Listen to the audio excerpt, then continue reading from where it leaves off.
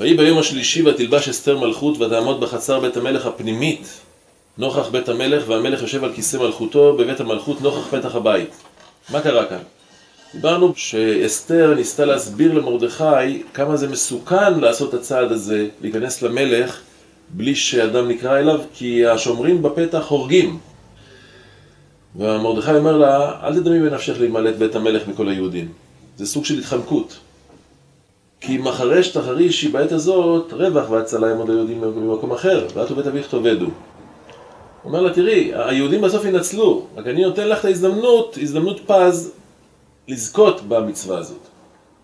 מסביר הגאון שאסתר אמרה לו, אני לא נקראתי למלך זה 30 יום, אני בערך פעם בחודש נקראת אליו. וכבר 30 יום חלפו שהוא עוד לא קרא לי, זאת אומרת שעוד יום-יומיים, משהו בסביבות הימים האלה, הוא יקרא לי, אז למה אתה לוחץ? אז הוא אמר לה, מסבירים המפרשים, שבעצם תדעי לך שכשיהודים נמצאים בסכנה, לא עושים חשבונות כאלה, נדחה את זה עוד יום-יומיים. חוץ מזה, מי מרשה לנו לעשות את זה? מסבירים המפרשים שבעצם היהודים היו אז עם לב שבור.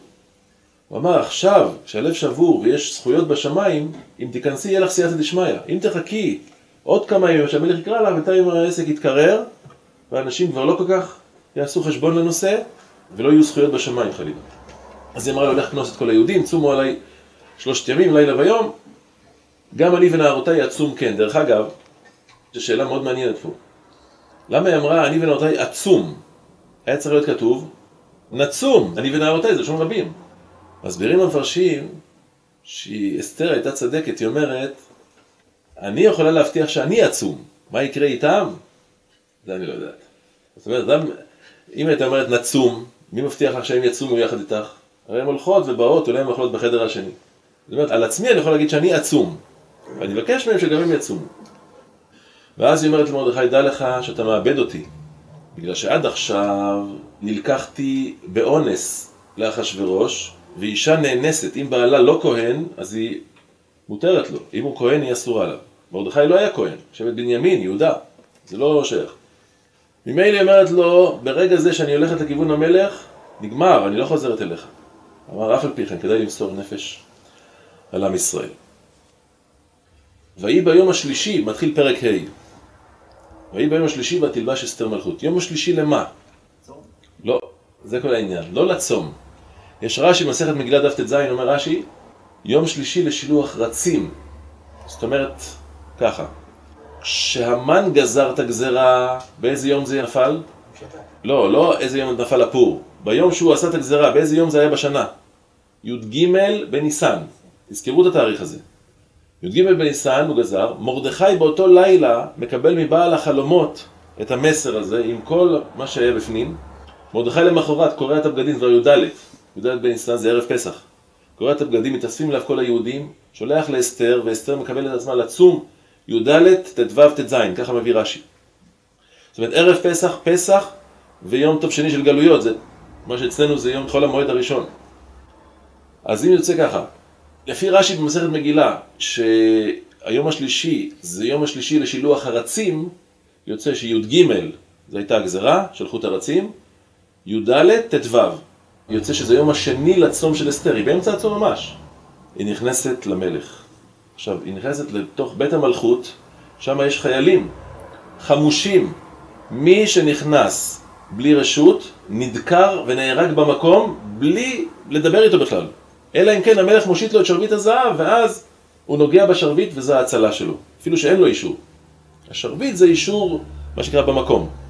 עכשיו, אחשוורוש, כידוע, היה רשע גדול מאוד. חז"ל אומרים שאחשוורוש היה אחיו של ראש. ראש זה נבוכדנצר. היה רשע בקנה מידה שקשה לנו להבין. למה זה לא כתוב במגילה? בגלל שזה נכתב תחת פיקוחו של אחשוורוש, תחת השגחת המפקחים שלו. וזה תורגם לפרסית. אז אוי ואבוי אם היו כותבים שאחשוורוש רשע. כתבו את זה בשפה כזאת, שאנחנו רק בתורה שבעל פה יודעים את זה. הוא היה רשע גדול. אחד הראיות לזה זה פה. כנסת אסתר, כתוב בחז"ל שאחשוורוש כעס מאוד שנכנסה בלי רשות. תמיד זה אשתו, המלכה, הוא כועס עליה. ואז כתוב שהסיט את ראשו לצד, כדי לא לראות איך הורגים אותה. לא אכפת לו שיהרגו אותה. כל כך אהב אותה, רוצה שיהרגו אותה. זה פלא. באו מלאכים, אחד הסיט לו את הראש חזרה כדי שהיא כן יסתכל עליה, אחד יישר את צווארה, הגביע את קומתה, ואחד שפך עליה הרבה חן וחסד, ואחד העריך את השרביט שלו למרחקים. יש בזה חז"ל כמה דעות, אם כי כולם זה דברי אלוקים חיים. במדרש תלפיות הוא אומר שזה הוערך, לפי כל דעה, עד נקודה מסוימת את נעצר והמשיך הלאה. למה זה קרה ככה בדיוק?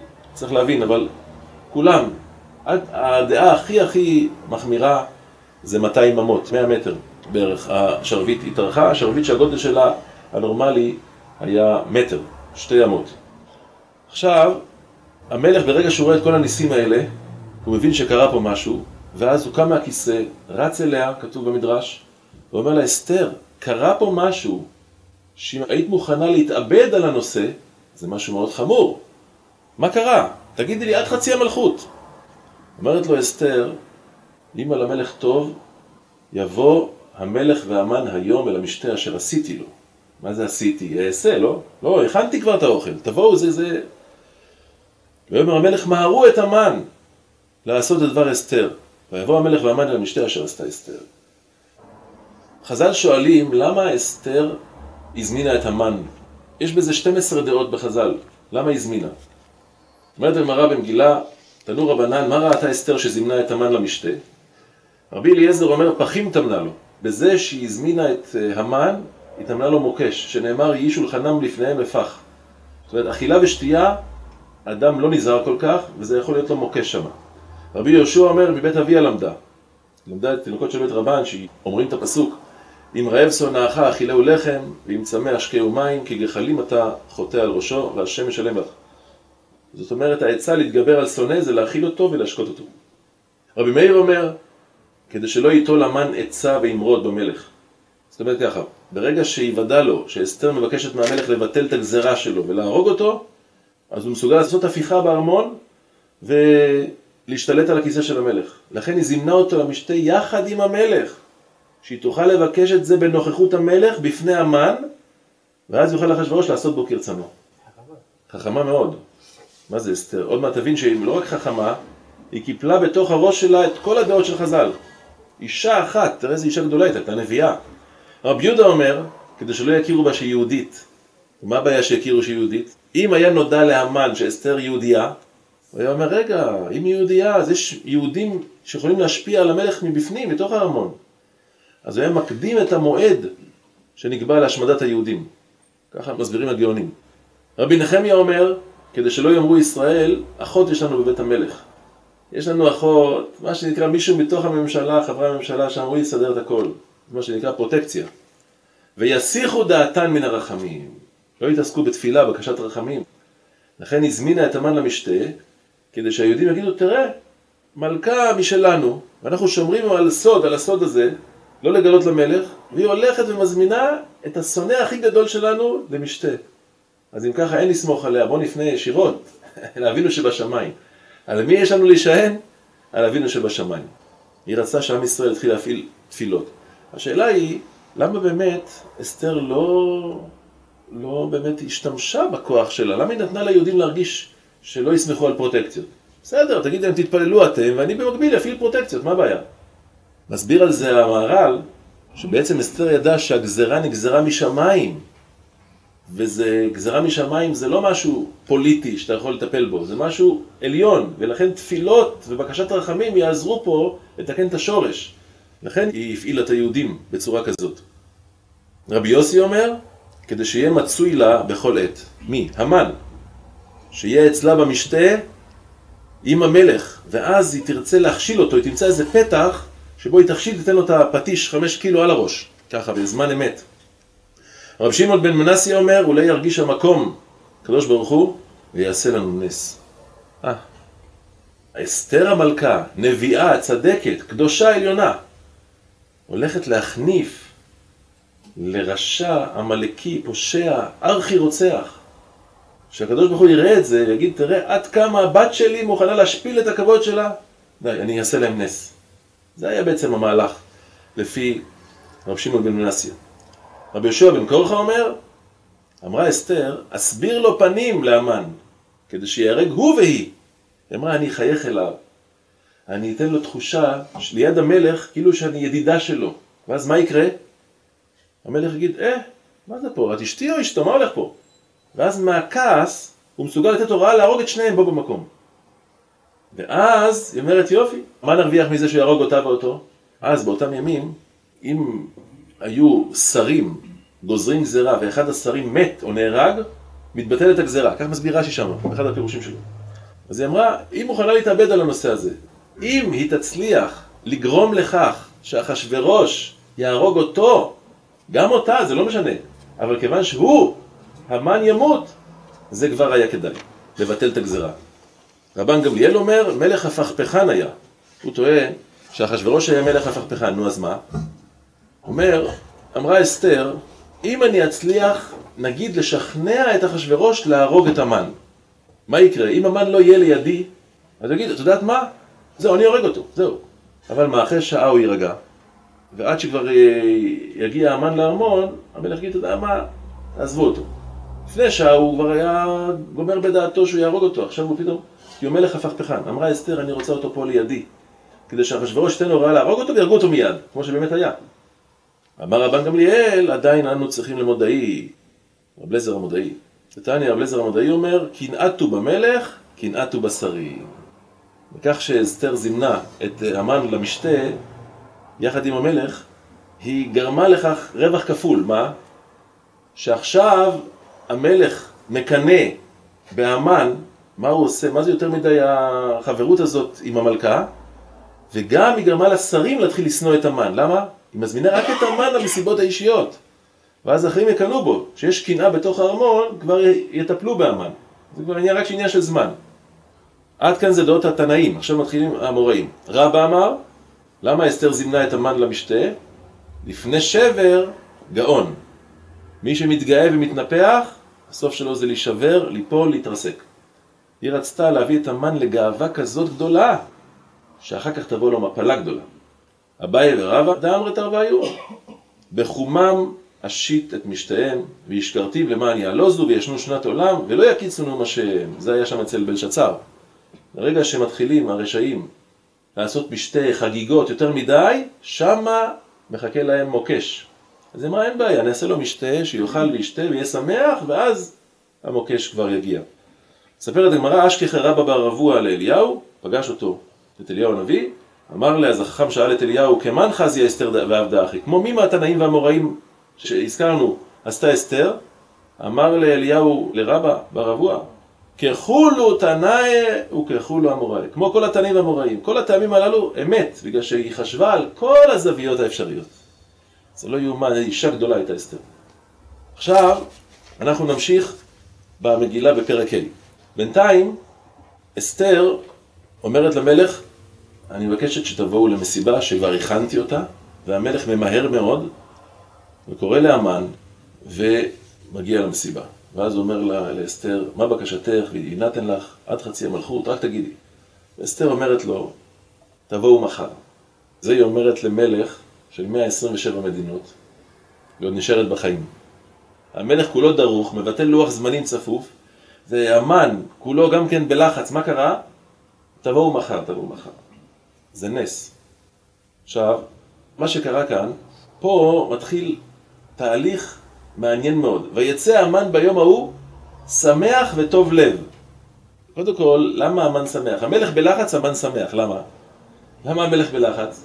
שלמלך יש מחשבות, מה היא רוצה בדיוק? ולמה בכלל היא הזמינה את המן? וכל המחשבות האלה רצים בראש. המן, אין לו מה להפסיד, הוא אכל שתה. אומרים לו, תבוא מחר, יש אותו דבר. הוא אומר, למה לא? חוץ מזה, המן שמח בגלל שאסתר הזמינה אותו ולא הזמינה אף אחד. זאת אומרת, המלכה מתייחסת אליו בפנים מהירות. זאת אומרת שהוא עכשיו במדרגה יותר גבוהה ממה שהיה לפני כן.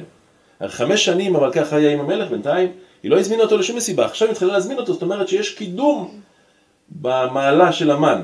לכן הוא שמח. מה שצריך לשאול פה, שואל בעל הסידורו של שבת, שאלה חריפה מאוד. הוא אומר, הרי שמחה שייכת לסתרא דקדושה. המן זה סתרא דקליפה, סתרא אחא, זה כולו המלך. אז איך באה לו שמחה? שאלה יפה מאוד. הוא אומר, ויש לומר, שכיוון שאסתר הכינה את האוכל, וזה אוכל של צדיקה, והמן אכל אוכל, ואני מוסיף על זה שגם היה אוכל של פסח, פסח היה. וזו הסיבה שהחידוש של הרי מסביר למה דווקא אסתר עשתה את האוכל. הרי יש לה משרתות, היא מלכה. התשובה היא לא רצתה שיהיה חמץ. היא טיפלה בזה. ולכן, המן אכל אוכל שצדקת הכינה, ואוכל של פסח. אז נדבקו בו ניצוצי הקדושה, ככה הוא אומר. אבל עד מתי זה החזיק הניצוצי הקדושה? הוא יורד במדרגות של הארמון, עם שומרי ראש, מוקף, כולו מנופח, שמח וטוב לב, הוא רק רואה מצד ימין את מרדכי. לא קורע ולא משתחווה, וימלא המן על מרדכי חמה, כל הניצוצות של הקדושה ברחו, הוא חזר לבוץ. והתאפק המן. מה זה והתאפק? מה קרה? אז רש"י מסביר, נתחזק לעמוד על כעסו, כי היה ירא להינקם בלא רשות. הוא ידע, הרי למה המלך אהב את מרדכי? מה קרה? התשובה היא שהמלך ראה במרדכי אדם גדול מאוד, בגלל שהוא היה יועץ מופלא. תארו לכם, כתוב במפרשים, דומני שהרלב"ג מביא את זה. המלך, במקום לשים 70 אנשים, שכל אחד יודע שפה אחת, כדי שיטפל באנשים, הרי יש לו 127 מדינות, יש שם 70 שפות. הם היו כל העולם, כל אחד עם הצרות שלו, עם העניינים שלו, באים לארמון של המלך לטפל בעניינים. במקום לשים סוללה של 70 אנשים, הוא לקח בן אדם אחד שיודע 70 שפות. במקום מנגנון מנופח, הוא לקח משהו כזה... התייעלות, קומפקטי, כן, זהו, זה המילה. קומפקטי. עכשיו, לא רק זה, יכול להיות שגם חיסכון, זה גם אולי חלק מזה, אבל פשוט הוא התלהב מהרעיון הזה שיש בן אדם אחד, בשביל המלך זה כבוד, אתה שם בן אדם אחד שהוא בא בסינית, דבר איתו, גמר דבר סינית, דבר טורקית, דבר פרסית, דבר עיראקית, גם העצות שהוא נותן, הכל חותך במקום. אז בשביל המלך זה כבוד שהוא מעסיק כאלה יועצים. זה גם עונה לשאלה, למה המן לא חיסל את מרדכי נקודתית? דיברנו שיעור שעבר, אמרנו שם ויבס בעיניו, נכון? אבל יש עוד תשובה, אחת התשובות זה זו. הוא לא רצה לחסל אותו, כי הוא ידע שהמלך אוהב אותו מאוד, והוא לא רצה את זה. גם פה אותו דבר. והתאפק המן, למה? למה הוא לא הרג אותו? אומר רש"י, היה ירא להינקם בלא רשות. בינתיים, המן מגיע הביתה, אין אף אחד בבית. וישלח, ויבא את אוהביו ואת זרש אשתו. קודם כל הוא מגייס את כל המשפחה שלו, כולם שרים, חברי כנסת, חברי ממשלה, יועצים. בואו כולם, מה קרה? ויספר להם המן את כבוד עושרו ורוב בניו, ואת כל אשר גידלו המלך, ואת אשר נישאו על השרים ועבדי המלך. מה הוא מספר להם? הם לא יודעים? הגאון מווילנה מסביר שפשוט המן הרגיש שהוא התרוקן מכל שמחה. אין לו שמחת חיים בכלל. ריק. הוא התחיל להיבהל. הוא אומר, מה זה? מה עושים? הוא אומר, טבע האדם, כשהוא מרוקן, אז הוא מתחיל לספר על עצמו כדי להחזיר לעצמו קצת שמחה. אתם מכירים את זה, שבאמת לפעמים מגיע, יש לו מצב כזה מדוכדך, אז הוא אומר, אתם יודעים מי אני? אני בעל מפעל, יש לי 70 פועלים, יש לי מכוניות, מסעיות, הוא יודע, כולם יודעים את זה, מה אתה מספר את זה? הרגע שהוא אומר את זה, הוא מחזיר לעצמו, הוא אומר, שמע, אני שווה משהו. ואז אולי זה ייתן לו איזה קרקע שהוא יוכל לדרוך עליה. זה מה שהמן עשה. לפי הגאון זה ככה. האמת שהבן איש חי מביא, הוא אומר פשוט, המן גילה להם דברים שהם לא ידעו, זה הכל. אמר, מה שאתם יודעים זה הכסף שיש לי פה. יש לי עוד הרבה כסף במקומות אחרים. יש לי נכסים שעוד לא ידעתם. מה זה רוב בניו? אומר הבן איש חי, פשוטו כמשמעו. הוא גילה להם שיש לו עוד סניפים, בשפה הנקייה. ויותר מזה, הבן איש חי אומר שכל אחד מהאלה שבאו בצורה לא נכונה, הוא שיבץ אותו בעמדות מפתח בתוך הארמון. הוא אומר, אתם רואים, השר ההוא, זה הבן שלי שר ההוא, החבר ההוא, ראש המחלקה זה... עכשיו, זרע שומעת את זה והיא אומרת, אין בעיה, אני מחכה לך בפינה כבר. בינתיים, והוא אומר להם, אשר גידלו המלך ואשר נישאו על כל השרים ועבדי המלך. הוא אומר, אתם יודעים, המלך כל כך אוהב אותי, שהוא הרים אותי כזה גבוה, ונתן לי גם כיסא, אומר הגאון מווילנה, כיסא פיזית יותר גבוה מכולם. כשאני יושב, אני ממש קרוב למלך. אז מי בכלל בשרים ברמה שלי בכלל? אף אחד. הוא אומר, אבל זה עוד כלום. אסתר, המלכה, כבר מתחילה להתלהב ממני. היא מזמינה אותי לפגישות אישיות שלה עם המלך. מה היא הולכת לדבר עם המלך? דברים אישיים, לא עם משהו ממשלתי. משהו אישי, לגלות לו מי, מהי, דברים פרטיים. היא מזמינה רק אותי, אף אחד מהממשלה לא מוזמן, אף אחד מהשרים, מהיועצים. ולא רק זה, גם מחר היא עושה מסיבה נוספת, הייתי בטוח שהפעם היא תזמין כבר מישהו אחר. לא, עוד פעם אותי. נו, אז מה התוצאה? וכל זה איננו שווה לי בכל עת אשר אני רואה את מרדכי היהודי יושב בשער המלך. שום דבר לא שווה לי. דרך אגב, מה זה המשפט האומלל הזה? הוא מספר כמה יש לו בלי סוף. אז איך אומר משפט כזה אומלל? וכל זה לא שווה לי כלום. גורנישט. מה קרה? יש זקן אחד שלא משתחווה לו. אז יש בזה דעות, הרבה תירוצים, שמרדכי בעצם קנה אותו לעבד, והראה לו את השטר והרגיז אותו. רב אהרון קוטלר זצ"ל אומר, שאדם ששקוע בחומר, לעולם לא יהיה רווה ושבע. למה? יש לו מנה רוצה 200, יש לו 200 רוצה 400, וככה זה רק התאבון שלו יגבר. ואין אדם מת מן העולם הזה, וחצי תאוותו בידו. והוא מביא שם, הגמרא במסכת חולין, בקל"ט, אומרת, המן מן התורה מניין. אומרת הגמרא, שנאמר, מן העץ אשר ציוויתיך. אז הוא שואל, מה, בגלל בסדר, זה יוצא, אבל שם זה ניקוד אחר בכלל, מה זה? בסדר, אותם אותיות. אומר, לא, השאלה של גמרא הרבה יותר עמוקה. מאיפה למדנו את התכונה הנוראה הזאת, באמת הפלאית הזאת, של אדם יש לו הכל בחיים, והוא אומר משפט אומלל, שעל חיסרון של כבוד פעוט מאוד, אחד מכל הממלכה, לא משתחווה לו, הוא מרגיש שהכל לא שווה לו. מאיפה זה שאוב? הרי כולם באנו מבן אדם אחד. יפה מאוד. אומר, המין העץ אשר ציוויתיך, לאדם הראשון היה לו גן עדן עלי אדמות, פשוטו כמשמעו. היום בן אדם נוסע סוף שבוע לבית מלון, חוזר, איך היה בבית מלון? היה גן עדן עלי אדמות. מה גן עדן? מה הוא אכל שם? קצת שניצלים, קצת רוטב, זה גן עדן. לאדם הראשון היה גן עדן עלי אדמות ממש. אמרו לו, אתה יכול הכל. רק דבר אחד, אתה רואה את העץ הזה? אל תיגע בו. וכל זה איננו שווה לי. עד שהוא לא אכל מהעץ, הוא לא נרגע. רק שהוא אכל. אתה שואל אותי מאיפה באה התכונה הזאת לאמן? המין העץ, מעץ הדעת, טוב ורע. אבל המן לקח את החלק הרע מהטוב ורע הזה. ואתה אומר לו, זרש אשתו וכל אוהביו. למה אתה מתרגז? יעשו עץ גבוה 50 אמה, ובבוקר אמור למלך ויתלו את מרדכי עליו, ובוא עם המלך אל המשתה שמח. ויטב הדבר לפני המן ויעש העץ. מה יש פה בפסוק הזה?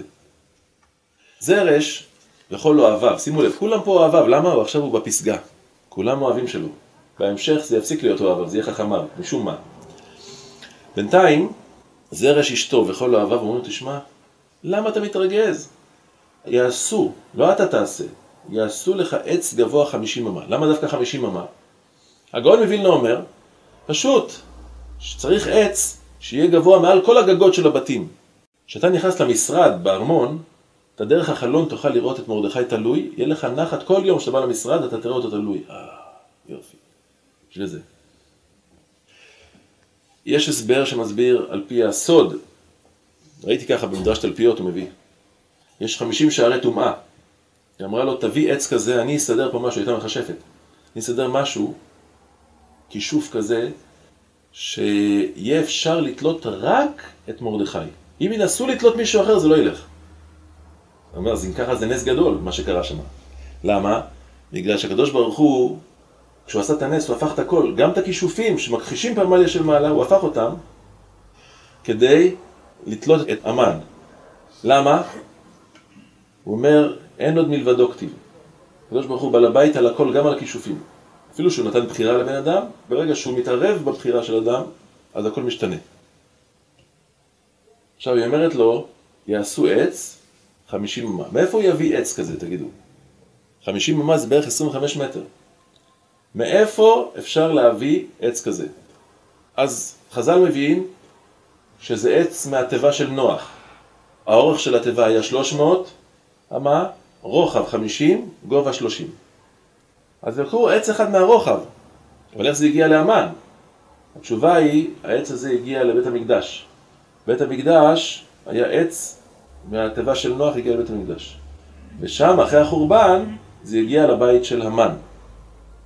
כתוב בחז"ל שהמן חיפש עץ כזה, הוא לא מצא. אז הוא קעקע את האכסדרה שלו. היה לו טירה ענקית, הוא פשוט שבר קיר, ועקר מתוך הטירה שלו עץ בגובה 50 אמה. זה העץ הזה. ואז היא אומרת לו, תבוא מוקדם בבוקר, שהמלך ככה עוד רגוע, ולמה מוקדם בבוקר? חז"ל אומרים, בוא לפני זמן קריאת שמע. כי אם היהודים קוראים קריאת שמע, האויבים לא יכולים עליהם. במיוחד אם הם קוראים קריאת שמע וסומכים את זה לגאולה. גמרא במסכת ברכות אומרת, שכל הסומך גאולה לתפילה, אינו ניזוק כל אותו יום. היא אמרה לו, אם מרדכי יגיד קריאת שמע של שחרית, ויסמוך את זה גאולה לתפילה, לא תצליח עליו. לא כישופים, לא שום דבר לא יצליח עליו. לכן תבוא עוד לפני, תבקש לתלות אותו עוד לפני שהוא הולך לבית כנסת בכלל. תוציא אותו מהמיטה. אבל המן לא שמע לאשתו בקטע הזה. הגאון מווילנה אומר, ויעש העץ. היא אמרה לו, יעשו, אל תעשה אתה. הוא עשה את העץ. מכאן שהשנאה מקלקלת את השורה. שורה הכוונה שגרה. באופן נורמלי, בן אדם כזה חשוב, כמו המן, שולח אנשים שיעשו את העבודה. מה אתה עושה את העבודה השחורה? לשבור קירות, הוציא עצים, מה זה הדבר הזה? לא מתאים לך. הוא אומר, לא, אני עכשיו כל כך כועס עליו, שאני אעשה את זה בעצמי. בלילה ההוא נדדה שנת המלך. חז"ל אומרים, נדדו עליונים, נדדו תחתונים. כל העולמות, המלאכים, כביכול, הקדוש ברוך הוא בעצמו. עד עכשיו זה היה בחינת שינה, הסתר פנים, עכשיו הקדוש ברוך הוא בעצם התחיל לטפל. למה?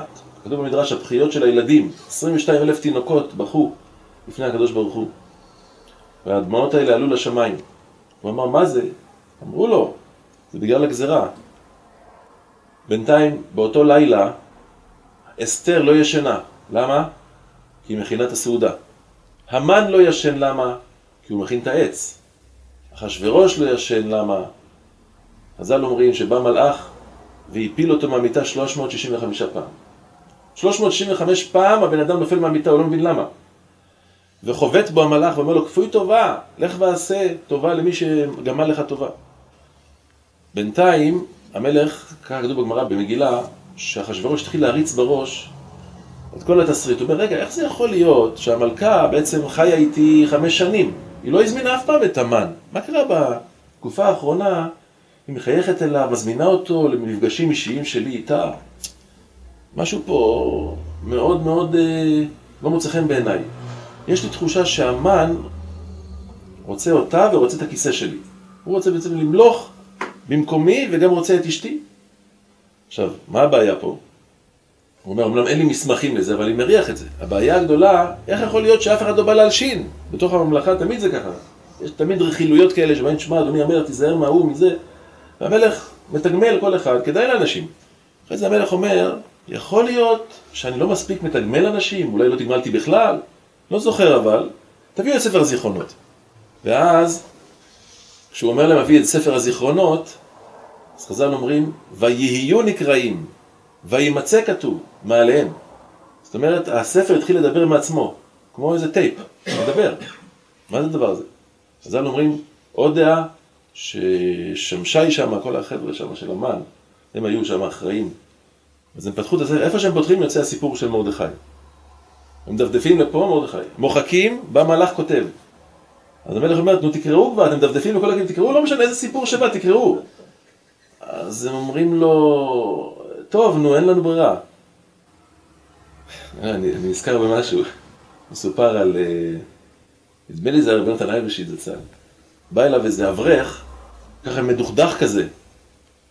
אמר לו, מה קרה? למה אתה נראה ככה? הוא אומר, תשמע, משהו לא פייר פה.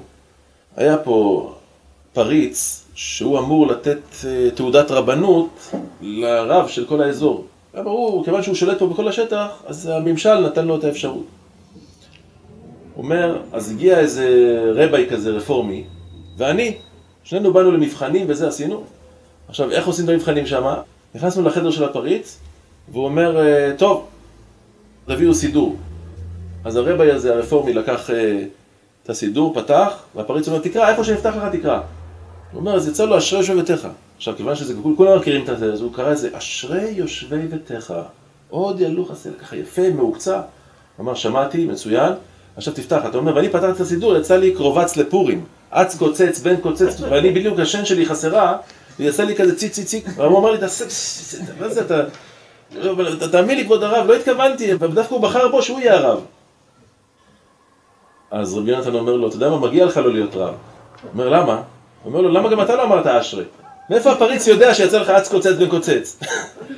הוא אומר, אם אתה לא כזה פיקח, אז תישאר אברך, תמשיך להיות ככה עד שתהיה רב בישראל. צריך להיות חכם. אז אני בדיוק קראתי את זה פה במגילה, נזכרתי בסיפור הזה. למה? האלה, הבנים של המן, איפה שפותחים יוצא להם, אז מה אתה קורא את הסיפור? תקרא משהו אחר, תגיד, אדוני המלך עכשיו יושב על המיטה ומחכה לאיזה סיפור, מה אכפת לך מה הוא קורא שם? תגיד, אדוני המלך נסע פה, הלך שם. המלך לא רואה כלום, המלך עכשיו עסוק בתוך הכרית שם. הוא רוצה, הוא אומר, תקריאו שם דברים. אבל מה, זה גם נס. הם מספרים לו את הסיפור עם מרדכי.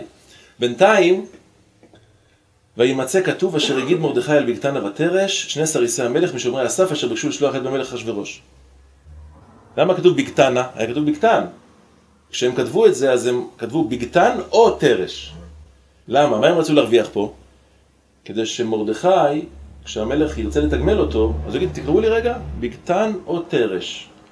זאת אומרת, אחד מהשניים זמם על המלך להרוג אותו, אבל הוא הרג את שניהם מספק. יוצא שמרדכי גרם למישהו חף מפשע למות, אז הוא לא יתגמל אותו כמו שצריך. אבל מה? בא מלאך והזיז א' אחת לכאן, נהיה בגתנה, ותוו לכאן, בגתנה ותרש. בינתיים, ויאמר המלך, מה נעשה יקר וגדולה למרדכי? אומר הגאון מווילנה, יקר זה כבוד, גדולה זה ממון. הבן אדם הזה שהציל את החיים שלי, בטח לא יכול להיות שלא עשיתי לו גם כבוד וגם כסף. כתוב שם בהערות למטה מה הוא קיבל. אמרו לו לא נעשה עם עוד דבר. למטה המשבצת ריקה. אומר המלך, וואו, איזה מחדל, איך זה יכול להיות? זה לא נורמלי. בן אדם הציל את החיים שלי, לא נתתי לו לא כבוד ולא כסף? איך זה יכול להיות? עכשיו אני מבין, מתחיל עכשיו הפאזל להסתדר לי. עכשיו אני מבין, אומר המלך, מה הסיבה שאף אחד לא בא לגלות לי מה המן ואסתר מתכננים עליי. למה? כי בן אדם הציל את החיים שלי, לא נתתי לו אפילו שקל. אז למה שאנשים יסתבכו? זה כמו היום שאומרים למישהו, בוא תעיד במשטרה שראית את התאונה של... ואני אומר להתראות, לא מכיר למה. המשטרה לא נותנת כסף. אתה תבוא לבית משפט, תבזבז יום עבודה, הכל. זה אומר להפך, אף אחד לא בא. אנשים בורחים מעדויות בבית משפט. למה? בגלל זה. המלך אמר, בגלל זה אנשים לא באים אליי לספר לי. בגלל שאני לא מתגמל אותם. הוא אומר, עכשיו זאת אומרת, באמת המן זומם עליי. ומי יודע מה הוא רוצה עם אסתר. ואף אחד לא בא. עכשיו, אני חייב לעשות ככה. אני חייב לתגמל את מרדכי ברמה כזאת, לא שנקרא לו לארמון, ניתן לו ארגז של זהב ואני אשלח אותו. אז הוא ישים את זה בכספת ונראה, אף אחד לא יודע. וצריך משהו בומבסטי כזה, שיעשה הרבה רעש, וכולם ידעו מזה, אבל לא יודע מה. אולי היה כזה פיקח שיכול להמציא לבד את הרעיון. מה הוא אומר? ויאמר המלך, מי בחצר? מה זה מי בחצר? מסביר הגאון, הוא אמר, אולי יש מישהו מהיועצים שלי בחצר במקרה? אולי מישהו מהיועצים, אני אתייעץ איתו. אמנם זה מוקדם בבוקר עכשיו, זה בין עלות השחר לנץ החמה. חשוך בחוץ. אלה הנערים פותחים את הדלת, ואומרו נערי המלך אליו, הנה, המן עומד בחצר. לא תאמין, אתה אמרת אולי, אבל באמת זה, קלעת, המן הגיע בדיוק לחצר. איזה תזמון מדויק. אומר המלך יבוא. מה המן עושה בחושך? מה הוא מסתובב בשר הזה פה באמצע הלילה? הוא בא פה כנראה להכין תשתית למשהו. מי מסתובב בשעות כאלה? שר לא קם לפנות על... ב-9, ב-10 בבוקר. יבוא, אני רוצה לטפל בו קצת. ויבוא המן ואומר למלך, מה לעשות באיש אשר המלך חפץ בעיקרו? שימו לב, אומר הגאון מווילנה, זה נס. למה? בפסוק ג' כתוב, ויאמר המלך, מה נעשה יקר וגדולה? כבוד וממון. כשהוא מדבר עם המן, הוא אומר, מה לעשות לאיש אשר המלך חפץ בעיקרו? הוא לא מזכיר גדולה. אמר המן, זה בטח אני. אם המלך היה אומר בטעות גם גדולה, הוא אומר, זה בטח לא אני. למה? בגלל שגדולה לא חסר לי. מה זה גדולה? כסף, ממון. היה לו כסף ככל הים, כתוב במפרשים, להמן היה כסף ככל הים. אז הוא אומר, מה המלך ייתן לי עוד דרגה? זה לא זה. אבל יקר, כבוד, תמיד יש מקום לכבוד. גם אדם זקן בן 100 רוצה עוד כבוד. ואז פה הייתה הנפילה של המן. הוא התחיל לחשוב, למי יחפוץ המלך לעשות יקר יותר ממני? הרי אני, אם המלך רוצה להוסיף עוד כבוד, ואני בדיוק נכנסתי אליו, כמובן שזה אני. עכשיו להמן יש בפנים את הפתק בכיס, את המסמך שהולך להחתים את המלך על תלייה של מרדכי. הוא אומר, בינתיים המלך רוצה לתת לי כבוד, אני אקנה את זה, אחר כך אני אטפל במסמך השני. ואז הוא מתחיל להריץ ככה פנטזיות. ויאמר המן אל המלך, איש אשר המלך חפץ בעיקרו, יביאו לבוש מלכות אשר לבש בו המלך. איזה... הוא שם לעצמו רגל עכשיו. מה, תגיד לבוש מלכות, למה אשר... לא, אני רוצה משהו שאתה לבשת. המלך אומר, נו, יופי, תמשיך לדבר. אתה מספק לי סחורה עכשיו, למה זה מסדר לי את הפאזל פה בדיוק כמו שצריך. וסוס אשר רכב עליו המלך, ואשר נתן כתר מלכות בראשו, ונתון הלבוש והסוס אל יד איש משרי המלך הפרטמים. מה זה פרטמים? מסבירים מפרשים פרטמים, הכוונה מושלים על כמה מדינות. כמו שיש מושל ניו יורק, מושל וירג'יניה, כן, באמריקה, שזה מושלים, זה אנשים גדולים מאוד. הוא אומר, לא פחות מהאלה צריכים לבוא להלביש. ומה הם צריכים לעשות? אני לא נוגע בקבוע הזה, הם מביאים את זה אליי, מלבישים אותי, והלבישו את האיש אשר המלך חפץ ביקרו, והרכיבוהו על הסוס ברחוב העיר, וקראו לפניו, ככה יעשה לאיש אשר המלך חפץ ביקרו. למה הוא לא מזכיר פה את הכתר? אומרת הגמרא, שכל פעם שהיה מוסיף משפט, המלך נהיה יותר אדום. כשהוא הגיע כבר לזה, אז הלחץ דם היה כבר כנראה 400 על 700, הוא כבר לא יכל, הוא הוציא את הנושא של הכתר. ויאמר המלך להמן, מהר, קח את הלבוש ואת הסוס כאשר דיברת, ועשה כן למרדכי יהודי יושב בשער המלך, אל תפל דבר מכל אשר דיברת. וואי, חבל שלא הייתה מצלמה לצלם את המן באותם רגעים. המן בא לקבל חתימה לתלות את מרדכי, תראה איפה, לאן הוא הגיע בכלל. כתוב בחז"ל במדרש שהמן נקשו שיניו זו לזו ברכיו, הוא החביר כסיד, תיאור בחז"ל. כתוב שמה שהמן אומר למלך, תראה, אני הבנתי שאתה רוצה לתגמל את מרדכי על משהו שהוא עשה לך בעבר, אבל למה בצורה כזאת, אדוני המלך? תשמע, תן לו איזה כפר, שהוא יהיה שליט על איזה כפר גדול. אמר לו, גם את זה הוא יקבל, אבל גם תיקח אותו. אמר לו, לא, תראה, התכוונתי לומר, אתה יודע מה, תן לו את המיסים שיצאו מכל אמר לו, גם את זה הוא יקבל את כל המיסים, וגם את הכפר וגם את זה. זאת אומרת, תראה, אולי, קיצור, המן מוסיף כל רגע עוד משהו ועוד משהו, ובסוף אומר לו, אל תפל דבר מכל אשר דיברת, כל מה שאמרת. זהב, כסף, יהלומים, את מה שאמרת, וגם אתה עכשיו תיקח אותו ותעשה בדיוק מה שדיברת. עכשיו אני שולח איתך ביקורת, אנשי ביקורת, חיילים חמושים, שילוו אותך ויביאו לי דיווח אם הפלת דבר אחד מכל אשר דיברת. אוי ואבוי לך. וכמה שהוא ניסה להגיד, רגע, איזה מרדכי זה? אז אמר לו, יהודי. היהודים יש הרבה מוטי, מודקה, זה מרדכי. אמר לו, לא, זה מרדכי יהודי יושב בשער המלך. אז הוא ידע שאיך אומרים, קלטה אליו הרעה. עכשיו הוא הולך קודם כל להביא לבוש, הולך למלתחה.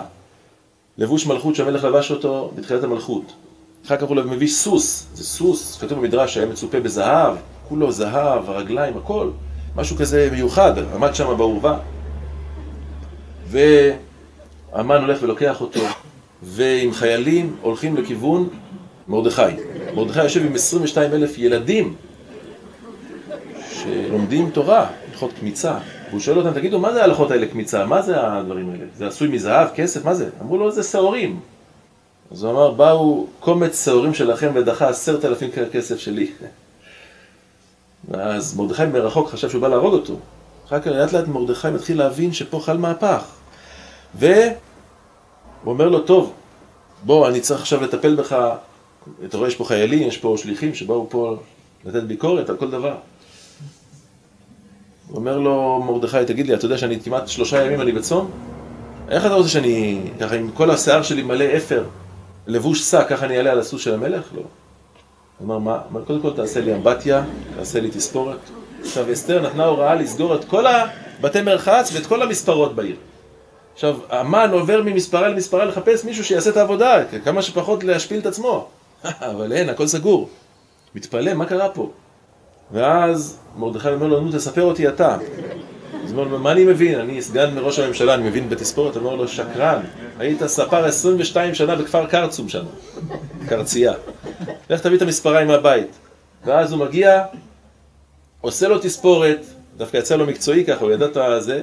אחר כך הוא אומר לו, מה עם המקלחת? הוא אומר, הכל סגור. הוא אומר לו, מה זה בעיה שלי? המלך ביקש ממך. קיצור לה את הברירה, הוא עצמו רחץ אותו.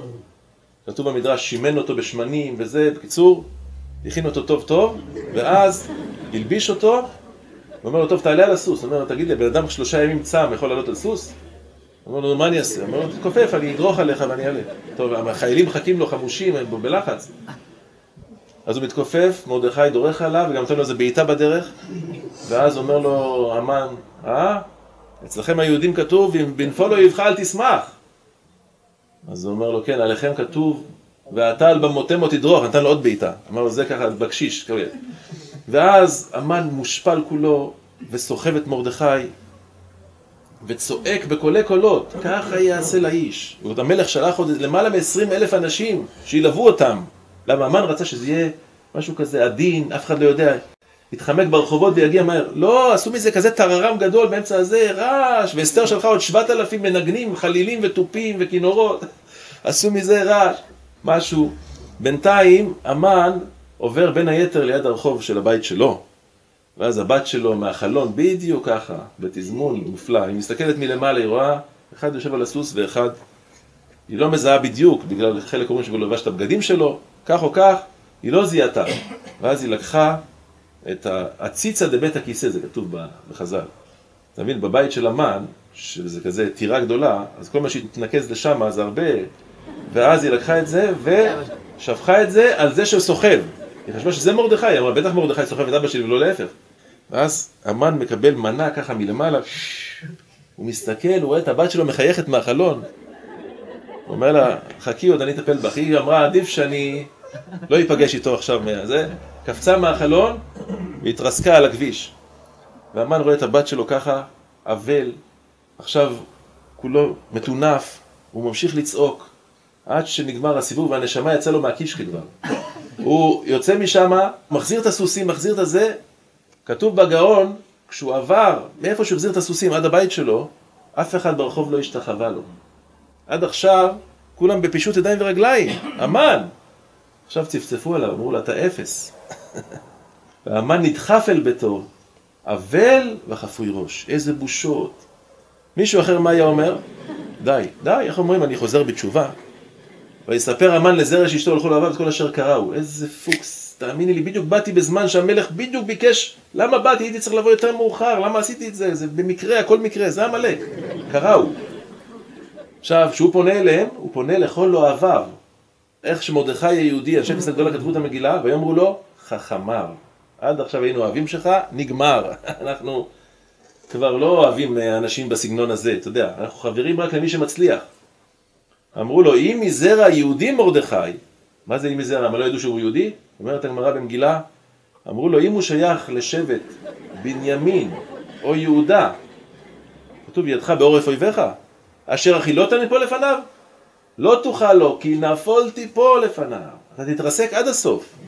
הוא בא לקבל תמיכה, הוא קיבל פטיש של 50 קילו על הראש. עכשיו, תראו לכם, הוא מדבר עם המשפחה, הוא לא הלך להתקלח אפילו. פתאום נקישות בדלת. מי בדלת? סריסי המלך הגיעו, ויבהילו להביא את המן אל המשתה אשר עשתה אסתר. מה זה ויבהילו? בבעלה, בלחץ. מה קרה? הוא אומר להם, תנו לי להתקלח. אמרו לו, אין זמן אדוני, המלכה, המלך מחכים לך. מה זאת אומרת להתקלח? היה לך מספיק זמן. טוב, לוקחים אותו בכוח למשתה. עכשיו תראו לכם, הוא נכנס למשתה, יש שם אוכל, ובן אדם כולו מטונף מהציצה דבית הכיסא, מהאסלה זרקו עליו. ואחשוורוש, ככה מסבירים המפרשים, הוא היה רגיש לריח. לכן כתוב שכל אישה שהביאו לו הייתה יושבת שנה, חצי שנה בשמן המור ועוד חצי שנה בבשמים תמרוקי אנשים. תראו לכם איזה רגישות לריח הייתה לו. פתאום נכנסים אליו בן אדם, הציצה דבית הכיסא כזה אבל מהלך. איך הוא קיבל אותו? הוא אומר, תראה איזה בן אדם זה. שלחתי אותו סך לעשות סיבוב פה עם מרדכי, תראה איך הוא חזר אליי. סמרטוט. הוא אומר, תבין, זה משנה שלי. תבין איזה פרצוף, זה צורה. עכשיו, דרך אגב, יצא לי ככה איזה חידוש כזה, אני מקווה שזה גם אמיתי. פרק ז' מתחיל, ויבוא המלך והמן לשתות עם אסתר המלכה. למה הם לא אכלו? תגיד לי, עם כזה סירחון, אתה יכול לאכול משהו?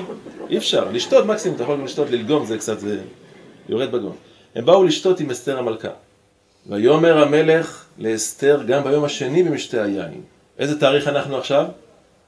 י"ז, יפה. למה? אמרנו, נעשה את החשבון. י"ג זה הפלת הפור של לוח הרצים של המן. אחר כך, י"ד ט"ו ט"ז זה הצום. אסתר בסוף הצום, בסוף היום השלישי של הצום, זה היה המקרה הזה. זאת אומרת, בליל ט"ז אמרה להם תבואו מחר. עכשיו אנחנו בליל י"ז. יפה מאוד. תזכרו את התאריכים, זה מאוד חשוב. ליל י"ז בניסן. זה פסח, תבינו, זה פסח עכשיו. המלך אומר לאסתר, תגידי מה בקשתך, והינתן לך עד חצי המלכות. אומרת לו אסתר, אותן אסתר המלכה ותאמר, אם מצאתי חן בעיניך המלך, ואם על המלך טוב, תינתן לי נפשי בשאלתי ועמי בבקשתי. הצילו, נפשית, הנפש שלי בסכנה. מה קרה? עמי, כל העם שלי בסכנה. היא אומרת לו, אם היינו נמכרים לעבדים לשפחות, החרשתי.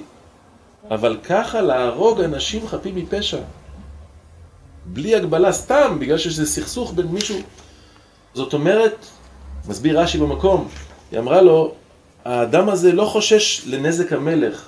הוא לא רודף אחרי הנאתך, הוא לא רוצה מה שטוב לך. היה לו לומר, מכור אותם לעבדים ולשפחות וקבל ממון, או אחיה אותם להיות לך לעבדים והם וזרעם. ומה הוא רוצה? רק להרוג? ויאמר המלך אחשוורוש ויאמר לאסתר המלכה, מי הוא זה ואיזה הוא אשר מלאו ליבו לעשות כן? איזה התעממות.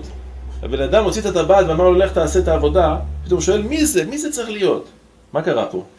יש כמה הסברים מפרשים, אני אגיד לכם הסבר אחד שהוא אומר, רב מאיר שפירא מלובלין זצ"ל. הוא אומר, מה היה פה? המלך והמן ישבו בתוך חדר בארמון, סגור, אין ציטוטים, אין האזנות סתר, אין מצלמות נסתרות, שום דבר. המלך אומר למה, תראה, רק אני ואתה פה. קח את הטבעת, תעשה את העבודה, אבל אסור שידעו שאני משתף פעולה בסיפור הזה. זה לא טוב שמלך משמיד עם, כי יהיה מרד נגדו. צריך לבוא מישהו צד שלישי שיעשה את העבודה. אתה, המשנה שלי, יש לך איזה סכסוך פה משהו, אתה עושה את העבודה, אני לא מתערב. אסור שידעו שאני... אז אני החלק הסמוי, החסוי. אתה החלק הגלוי. אתה תחתום, אתה תעשה דברים, אתה תריץ אותם, שכולם יראו רק אותך, אותי לא רואים בתמונה. אבל תשמור על זה בסודיות מרבית, אסור שזה ייוודע. עכשיו, מה קורה פה? אסתר באה ואומרת למלך את כל הדיבור, מה שדיברו שם. בדיוק את הניסוח, את מה שקרה בחדרי חדרים. המלך אומר, תראה מה זה. עכשיו אני מתחיל להבין מה קורה פה. אבל קודם כל נשאל את אסתר שאלה. מי הוא זה? זה נוכח.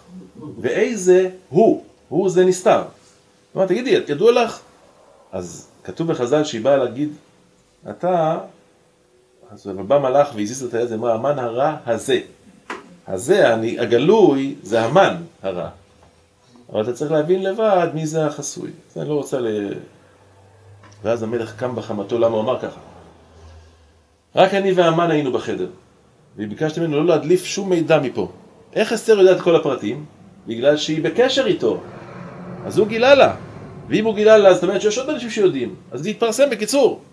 אז הוא פשוט לא יכול לסבול את המן. הוא אמר, תראה בן אדם הזה, ביקשתי ממנו לא לגלות, והוא גילה. עכשיו, איך אסתר באמת ידע?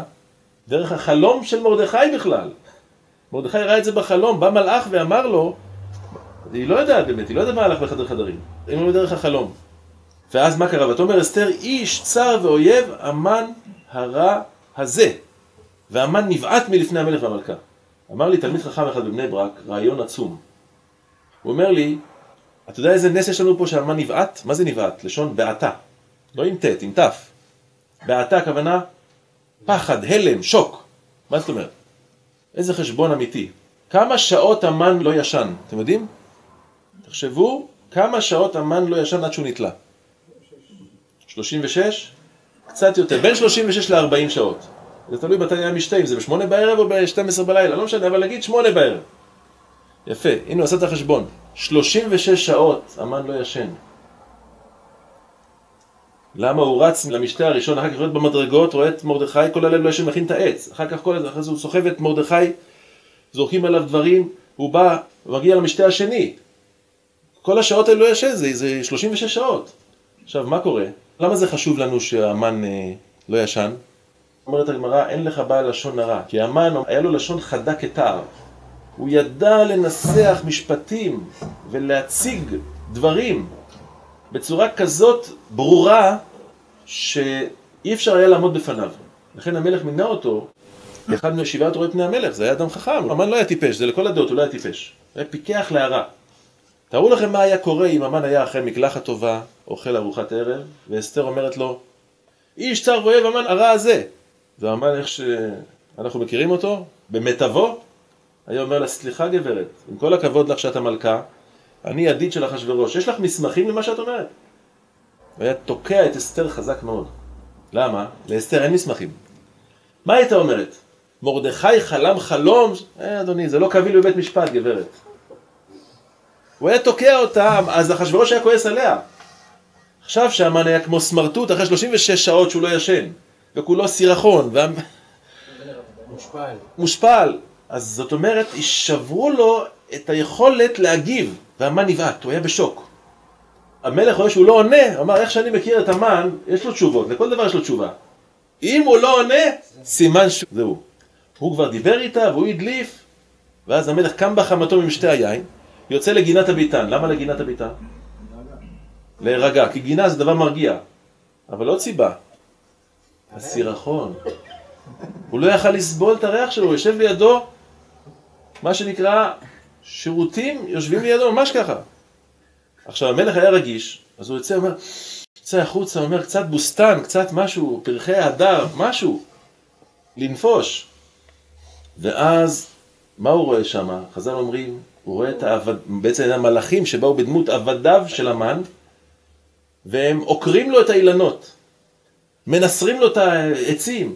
זה העצים שהוא השקיע וטיפח אותם במיליונים. מה זה? הוא אומר להם, מה אתם עושים? אמרו לו, יש בן אדם אחד נתן לנו הוראה, אל תתערב אתה. מה אתה מתערב בכלל? מי אתה? הוא אמר, מי אני? אז הוא חוזר פנימה כדי לטפל עכשיו באמן. למה הוא שלח את האנשים האלה? ואז המן בדיוק נעמד על נפשו לבקש מהמלכה. דרך אגב, זה עוד נס שקרה פה. למה הוא ניגש למלכה? למה הוא לא ניגש למלך להרגיע אותו?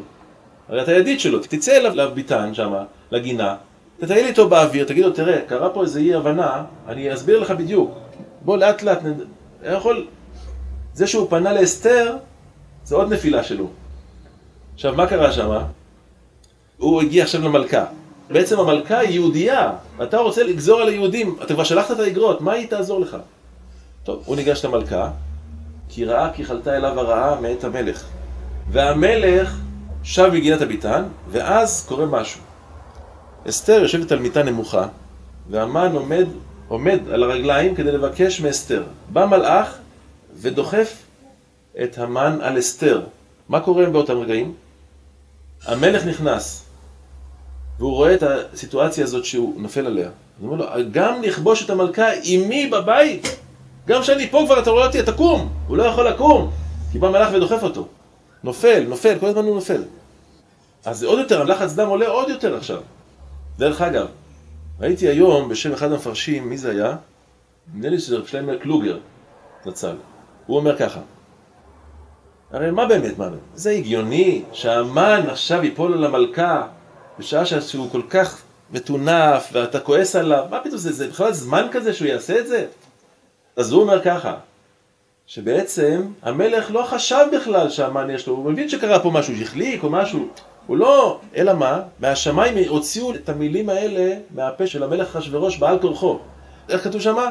הדבר יצא מפי המלך, ופני המן חפו. זה לא שהמלך הוציא את זה, זה יצא בעל כורחו של המלך. ואז המלך מרגיש שיוצא לו משפט מהפה, הוא אומר, רגע, המשפט הזה יצא בצורה כזאת מופלאה. ואז המן התבייש נורא, הוא אומר, איך המלך חושב עליי ככה בכלל?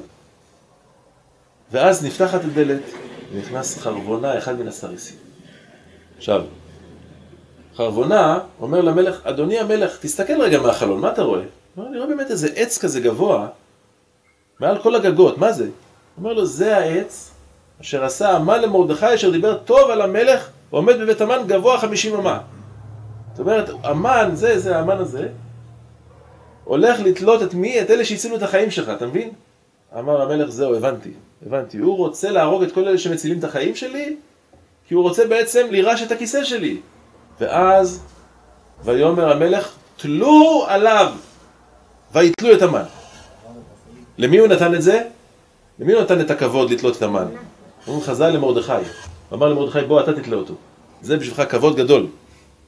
כתוב במדרש שהמן התחנן למרדכי, אמר, תעשה לי טובה, תעשה לי בצורה אחרת, תרחם עליי, תתחנן. מרדכי אמר, שום דבר. רק ככה. המלך בצורה כזאת צריך להשמיד אותם, ומרדכי לא נכנע. הבן איש חי שואל בספרו קרן ישועה על מגילת אסתר. הוא אומר, אבל מה פתאום המלך תולה אותו ככה? הרי בתחילת המגילה כתוב שהמלך שיש לו סכסוך אישי עם מישהו, אז הוא צריך להעביר את התיק בבית משפט, אסור לו לתלות מישהו.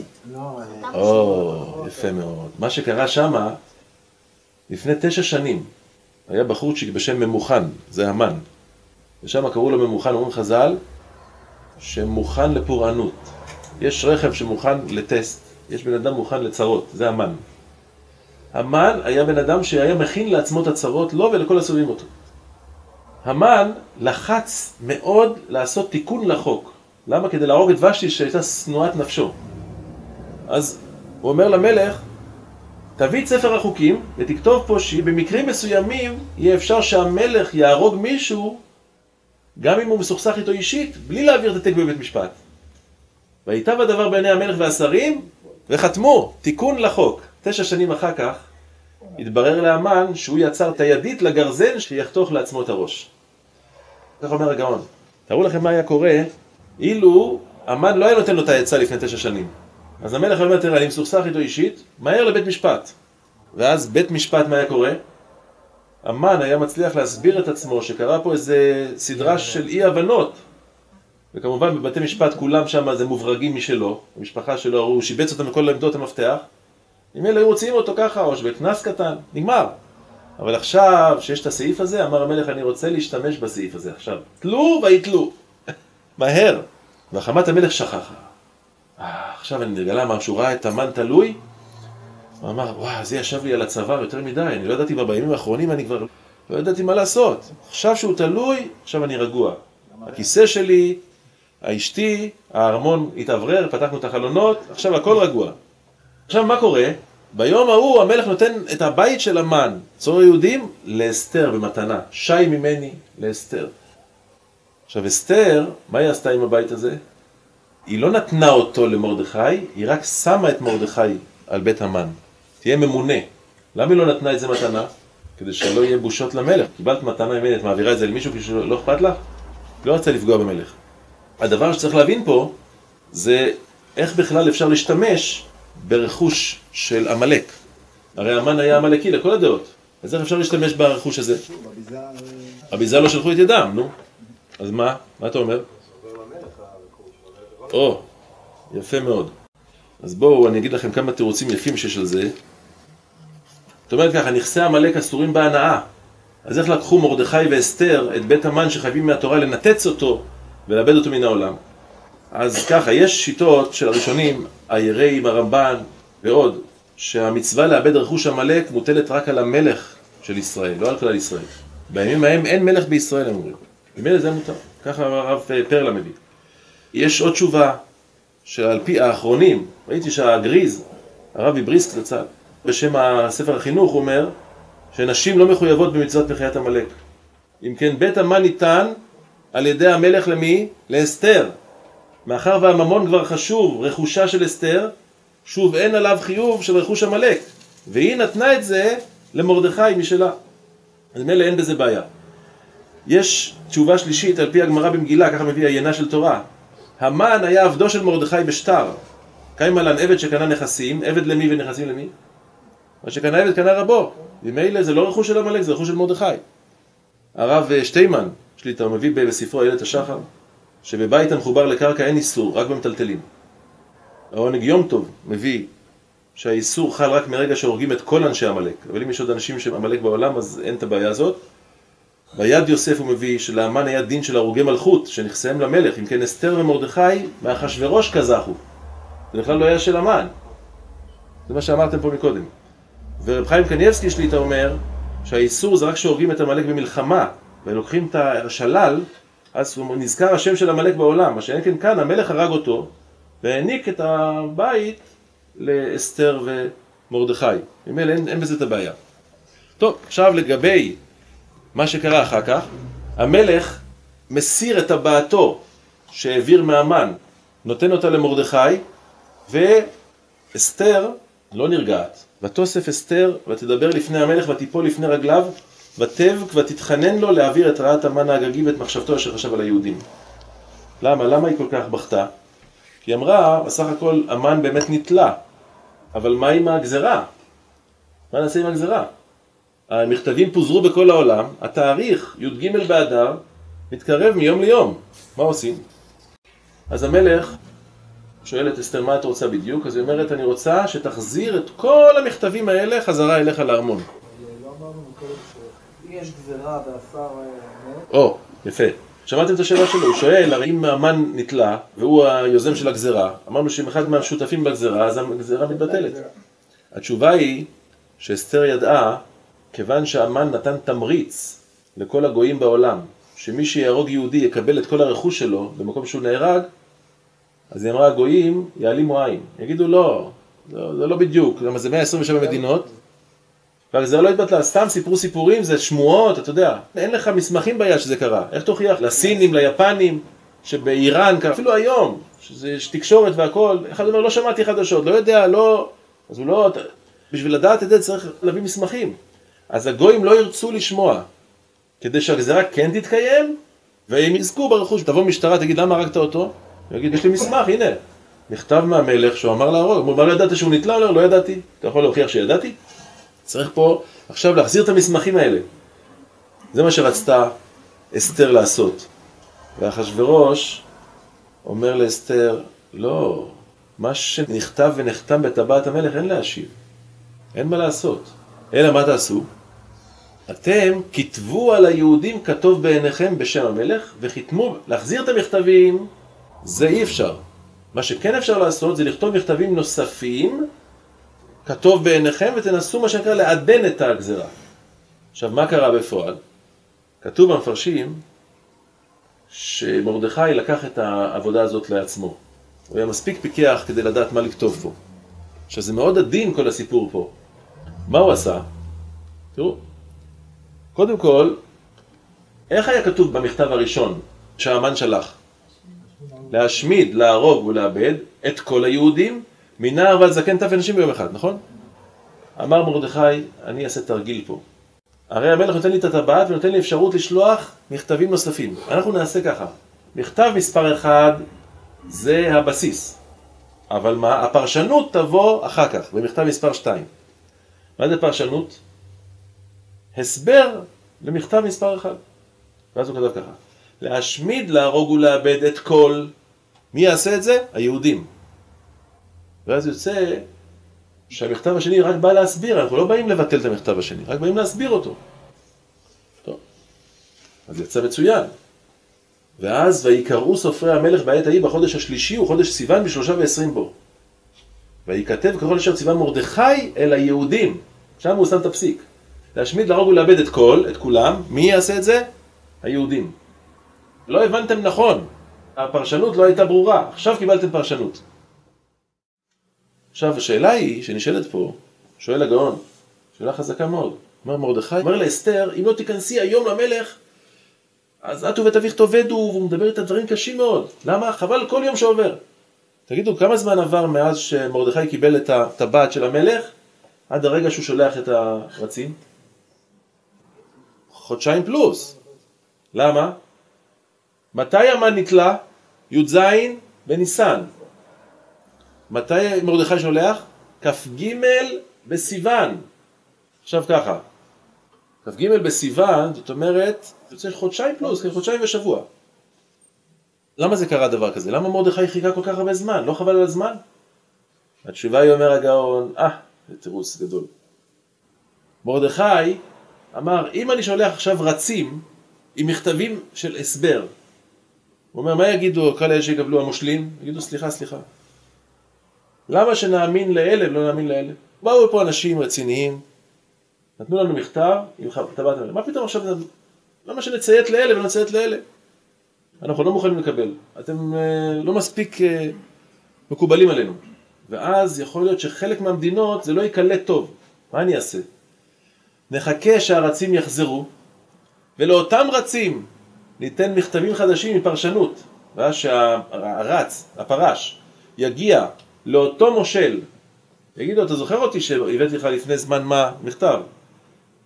הנה, זה מכתב מספר 2, שהוא בא לפרש את המכתב מספר 1. ואז יגיד, אם זה אתה, בסדר. אם זה מישהו אחר, לא הייתי מאמין לו, וכיוון שזה אתה, אני מקבל את זה. ככה אומר הגאון. לכן, הוא חיכה להם ולקח חודשיים פלוס, עד שהם חזרו, ואז הוא שלח אותם עוד פעם. אומר הגאון, רבי יונתן האבשיץ, זצ"ל. מה באמת מרדכי חיכה כל כך הרבה זמן? חודשיים פלוס כדי לשלוח את הרצים. למה הוא לא שלח אותם מיד כשהוא קיבל את הטבעת? הוא אומר, כתוב בגמרא במסכת מגילה, גדולה הסרת טבעת, שמה שלא עשו 48 נביאים ו7 נביאות, עשתה הטבעת אחת. זאת אומרת, כל יום ויום שעבר עליהם, כשעל גבם מרחפת הגזרה להשמיד, להרוג ולאבד את כל היהודים מנער ועד זקן טף ונשים ביום אחד, כל יום כזה נחשב להם מוות ממש. הם חזרו בתשובה שלמה, מתוך לב נשבר ונפחד. וידוע שהקדוש ברוך הוא מצרף יום לשנה, כמו שאצל המרגלים. ואם יום נחשב שנה, אז 70 יום שחלפו מי"ג בניסן, שזה הגזרה, עד כ"ג בסיוון, זה בדיוק 70 יום. יוצא שאם אני מחשיב יום לשנה, אז 70 יום שווים 70 שנה. ומספר ימי האדם הם 70 שנה. לכן עיכב מרדכי את הספרים, את משלוח הספרים, עד לכ"ג בסיוון, כדי שיעברו 70 יום בין איגרת לאיגרת. ואז תעלה תשובתם של עם ישראל, כאילו כל ימיהם היו בתשובה. יהיו ראויים לנס וישועה. והוא שלח אותם עם גמלים כאלה, החשטרנים, בני רמחים, שרצים מהר סוסים. והיהודים קיבלו אישור להיקהל ולעמוד על נפשם, להשמיד, להרוג ולאבד את כל חיל עם ומדינה, הצרים אותם. טף ונשים ושלם לבוז. מה זה הצרים אותם? אומר הגאון, למילה צרים יש שתי אפשרויות, או צר, משון מצור, או צר ואויב. עכשיו, היהודים את מי הרגו בפועל? לפי דעה אחת, רק את העמלקים הם הרגו. לפי דעה נוספת, הם הרגו מי שצר עליהם. למה? היו הרבה גויים שניצלו את המכתבים האלה, אמרו, תראה, אמנם התאריך הסופי זה בי"ג באדר, אבל עד אז אפשר להתעלל ביהודים. אז עשו עליהם מצור, נתקו להם דברים, הפריעו להם. אמרו, תשמע, אתה חי פה בזמן שאול. כשהגיע הזמן ונהפוך הוא, אז היהודים טיפלו בכל אלה שהצרו להם. בינתיים, כל מכתב כזה, מספר 2 שמגיע, ליהודים הייתה אורה ושמחה וששון ועיקר, רווח והצלה. ממש הרווחה הייתה להם, כי הם היו בפחד נורא. ורבים מהארץ מתייעדים כי נפל פחד היהודים עליהם. ולמה באמת עשו את זה? מסביר הרלב"ג שחלק מהם היו מתגיירים ממש, וחלק רק עשו את עצמם נראים כיהודים, מתייעדים, לובשים לבוש של יהודים, שמים שטריימל ואתה יודע, כל הזה, הביגוד היהודי, כדי... קלת החפשות. כן, זה כנראה אחת הסיבות שמתחפשים. ואז ב-12 חודש הוא חודש אדר, ב-13 יום בו, אשר הגיע דבר המלך ודתו לעשות, ביום אשר סיברו אויבי היהודים לשלוט בהם, ונהפוך הוא אשר ישלטו יהודים המה בשונאיהם. נקהלו היהודים בעריהם בכל מדינות המלך אחשוורוש, לשלוח את משה רעתם, ואיש לא עמד בפניהם כי נפל פחדם על כל העמים. זה גם נס, זה לא נורמלי. היהודים צריכים עכשיו להתנקם באויביהם. תגיד לי, האויב הוא עשוי ממרגרינה? מה זאת אומרת? גם לא יש נשק, נו תבוא. ואז מה קרה? ויקעו היהודים בכל אויביהם מכת חרב והרג ואבדן, ויעשו בשונאיהם כרצונם. אומר הגאון מווילנה, שהם נכנסו לבית של עמלקי, קודם כל מכת חרב. מה זה חרב? פצעו אותם. חתכים בגוף, לא להרוג. קודם כל לראות אותו מתפתל על הרצפה, זה חלק מהעניין. אחר כך הרג, וידוי הריגה. ואחר כך אבדן, לאבד את הגוף שלו מן העולם, כמו שעשה שמואל לאגג. וישסף אותו, אומרים חז"ל, שחתך אותו לפרוסות ונתן את זה לבת יענה, לאכול. שלא יהיה בעולם בכלל קבר של בן אדם שהיה פעם על עמלקי, שיגידו הנה פה הוא נקבר. שלא יזכר השם שלהם. לכן כתוב שיהודים עשו להם את זה. קודם כל חרב, פצעו אותם, אחר כך הרג, אחר כך אבדן. איבדו את הגופות, שרפו אותם, אפר, זהו, לא נשאר זכר. אחר כך בשושן הבירה, הרגו יהודים ואבד 500 איש. שמים לב? הרגו היהודים ואבד. גם הרגו אותם וגם איבדו אותם. לא השאירו אותם, לא היה להם קברים לכל הגופות האלה. ואחר כך את 10 בני המן, והמלך מתחיל לקבל עכשיו מידע כמה אנשים נהרגו. אז כמה זה יצא? יצא ככה, בכל מדינות המלך הרגו 75,000, ובשושן הרגו 500 איש ו10 בני המן. הוא שואל את אסתר, נו, זה התוצאה, מה עכשיו? היא אומרת לו, אם על המלך טוב, יינתן גם מחר לתושבי שושן לעשות מה שעשו היום. ואני גם רוצה שיתלו על העץ את 10 בני המן. בפשט של הדברים הכוונה, שהיא רצתה שכולם יראו, למען יראו ויראו. שמי שמתעסק עם היהודים, ככה הוא יתעלה, אנשים רואים את זה, זה מכניס פחד. אבל בעומק של הדברים, ולא יהיה לנו השנה הזמן לדבר על זה, יש פה דברים עתידיים מאוד. כל מה שקרה בגרמניה, במשפטי נירנברג, כל הסיפור שם עם הגרמנים, הנאצים הארורים האלה, שהכל זה מקופל בתוך הפסוק הזה, הכל מוצפן, כי המגילה נכתבה ברוח הקודש, דברים נפלאים יש על זה, אבל זה בלי נדר אולי שנה הבאה. ויאמר המלך לעשות כן, כמו שהיא ביקשה, ובשושן קיבלו עוד יום. מה היא רצתה? מה הרוויחה בזה שבשושן עוד יום? מסביר הגאון שבשושן התרכזו הבכירים של עמלק. ובאמת למחרת הצליחו להרוג 300 איש. ובביזה לא שלחו את ידם. למה לא נגעו בביזה? כי באו לתקן את החטא של שאול. הוא אומר על זה, המלוא העומר, מהריל צונץ לצל. הוא אומר, שימו לב, פה התיקון של שאול, ובביזה לא שלחו את ראשי תיבות שאול. שאול שלח ידו בביזה, שנאמר ותעת אל השלל. ואילו הצאצאים שלו, שבעצם ניהלו את המלחמה, מרדכי ואסתר, ניהלו את המלחמה נגד עמלק, הרגו את עמלקים, ובביזה לא שלחו את ידם. אם אלה תקנו את הסבא, זה מה שאמר מרדכי לאסתר, אם לא תשתפי פעולה, את ובית אביך תאבדו, את פוגעת גם בסבא שלך. עכשיו ששיתפה פעולה, הצילה את הסבא. בינתיים, מה שקרה, מרדכי כותב את המגילה, הוא, אנשי כנסת הגדולה, גם בשיתוף אסתר, הכל ברוח הקודש, כותבים את הדברים, ומרדכי שולח את זה לכל היהודים בכל מדינות המלך אחשוורוש. למה? עכשיו יש לו את הטבעת, יש לו גם את הרצים. איזה לוגיסטיקה זה לשלוח ל-127 מדינות לפני אלפי שנים, זה עבודה קשה. הוא שולח, יש מי שמממן את זה, שולח את מגילת אסתר ממש, שולח לכל מקום עם מכתב מצורף, עליכם לקרוא את המגילה הזאת מדי שנה, לקרוא את זה, וזה חשוב לקרוא את זה מתחילתה ועד סופה, ומי שאפילו תיבה אחת מחסיר, לא יצא ידי חובתו. וככה, היהודים שיהיו בערי הפרזות, מה שבלי חומה, יקראו את זה בי"ד. למה? כי הם נלחמו בי"ג ונחו בי"ד, ואת הזכר אנחנו עושים לזכר המנוחה, לא זכר המלחמה, כך אומר המשך חוכמה. הוא אומר שהיהודים לזכר מלחמות לא עושים מסיבות. מנוחה, בזה שברוך השם עכשיו אפשר להמשיך ללמוד תורה ולקיים מצוות, בלי הפרעות, על זה עושים את המסיבה.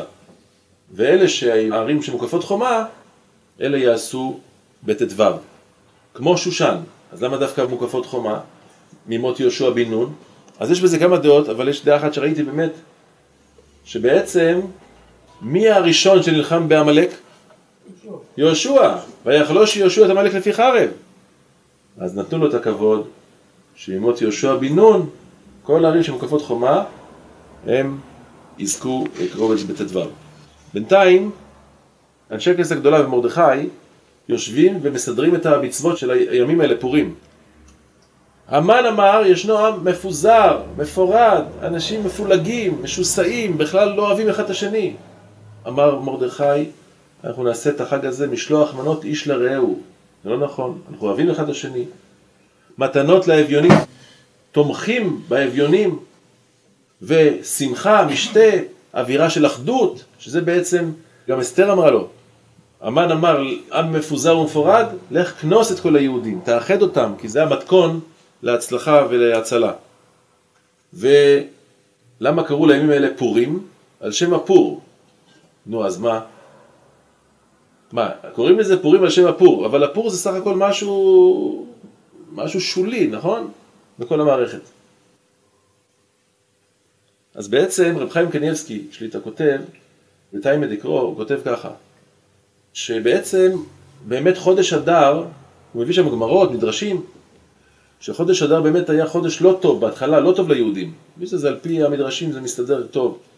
הוא אומר, אבל ונהפוך הוא, נהפך כל המזל. גם חודש אדר יסתדר טוב ליהודים, עד כדי כך שחז"ל אומרים, אם יש ליהודי דין עם גוי, יכוון את זה לחודש אדר. הוא אומר, ולכן קוראים לחג הזה, לימים האלה, פורים על שם הפור. למה? כי בעצם מהפור הזה נוצר כל ונהפוך הוא. בגלל הפור הזה, שהמן כיוון את זה לחודש אדר, כדי שיצא רע ליהודים, הקדוש ברוך הוא הפך את זה, אז יצא לטובה. לכן קוראים לזה פורים. אם כי הבן איש חי כותב, למה פורים? אז תגיד פור, תקרא לזה חג פור. מה זה חג פורים? הוא אומר שהמן השתמש ב3 קוביות, כמו שדברנו שיעור שעבר. פורים. הוא זרק 3 קוביות, עשה לו א', ג', ג', כן? 1, 3, 3. לכן קוראים לזה פורים.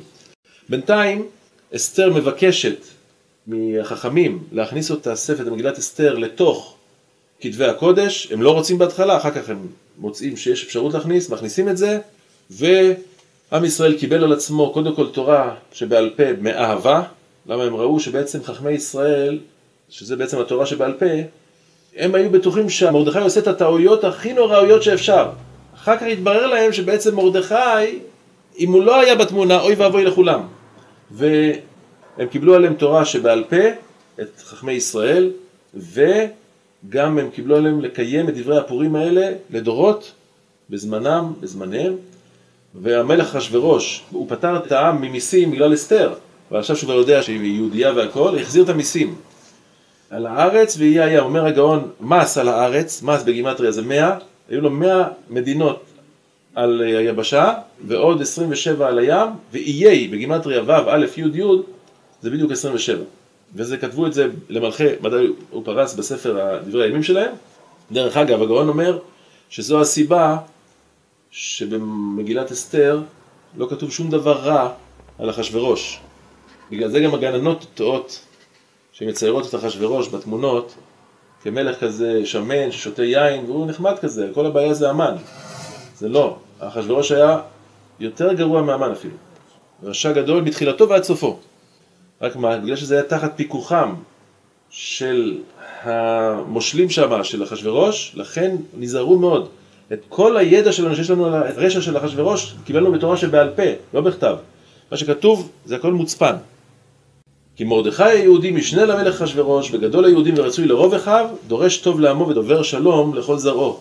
אומר רש"י, למה זה לרוב אחיו? ולא לכל אחיו, ולמד שפרשו ממנו מקצת סנהדרין לפי שנעשה קרוב למלכות והיה בטל מתלמודו.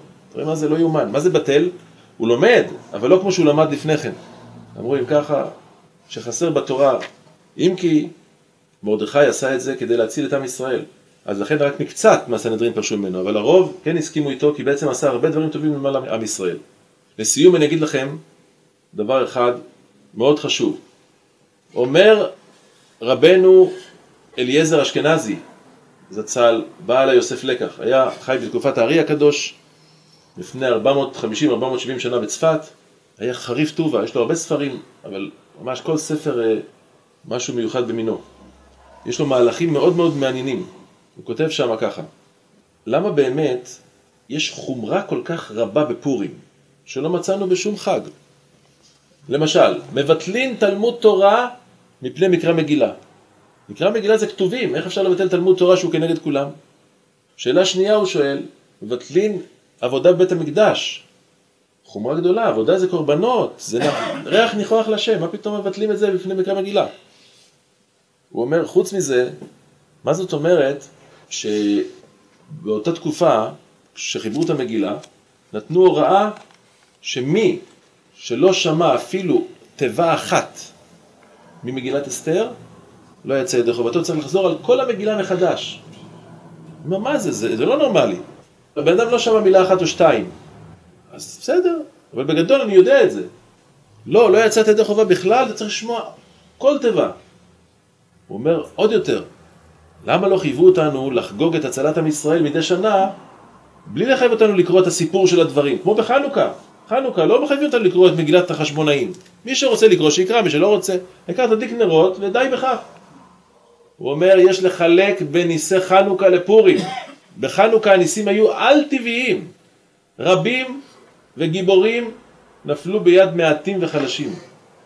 הדבר היה ברור כשמש שיד השם פעלה כל זאת. לכן די בכך שמדליקים נרות ונזכרים בפלא. אבל בפורים הוא אומר, הכל נראה היה טבעי. אחשוורוש כעס על ושתי החצופה, הרג אותה. אחר כך חיפשו לו אישה, אז הוא מצא אישה. אחר כך המן מקבל קידום, וזומם להרוג מישהו שפגע בכבודו, נורמלי. וכל זה בשנים. בשנת 3 ושתי נהרגה, בשנת 7 אסתר נבחרה, אף אחד לא מקשר בכלל, מה הקשר? ואחר כך בשנת 12 למולכו, המן גוזר גזרה. אומר, היהודים באותה תקופה, היה חשש גדול שיפרשו את זה כמקרה חס ושלום, או כצירוף מקרים. לכן מרדכי ואנשי הכנסת הגדולה אמרו, חייבים לכתוב את כל המגילה מתחילתה ועד סופה, ושכל אחד יקרא את המגילה וישמע אותה עד הסוף. למה? כדי שיהיה לו את כל החלקים של התמונה. ואז שאתה קורא את המגילה, כמו שהסברנו אותה פה, אתה קורא את זה מתחילתה ועד סוף, אתה מבין שיד השם פעלה, זה לא מקרה. הוא אומר, אין במגילה הזאת אפילו תיבה אחת מיותרת. כל תיבה יש בה פרסום הנס, השגחתו יתברך. ועל זה נאמר לו, עושה נפלאות גדולות לבדו, כאילו לא מחסדו. אף אחד לא ידע. לא הוזכר שמו יתברך במגילה בכלל. הסברנו שהוא שבר למה, אבל הוא אומר מהלך מאוד מעניין. הוא אומר, קח למשל דוגמה, הוא מביא דוגמה. קח את המן. מי זה היה המן? המן, לפני שהוא הגיע בכלל לכל הסיפור של המגילה, הוא היה ספר ובלן בכפר קרצום. שימו לב, ספר ובלן. זה שתיים מתוך מקצועות הכי בזויים בעולם. לא היום, היום יש ספרי צמרת, מעצבי שיער קוראים לזה. ספר זה מתעסק בפסולתא דמוחא, זה השערות. אחרי שבן אדם הולך הוא צריך לטפל בלכלוך. ובלן גם כן, זה גם סוג של משאירים לכלוך והולכים והוא צריך לטפל בזה. לא היה בורות ניקוז ומערכות ניקוי, לא היה דבר כזה. היה לכלוך, צריך לטפל בזה. כתוב בגמרא בסנהדרין, שמישהו בלן או ספר או בורסקי, לא ממנים ממנו לא כהן גדול ולא מלך. למה? אנשים לא יכבדו אותו יותר.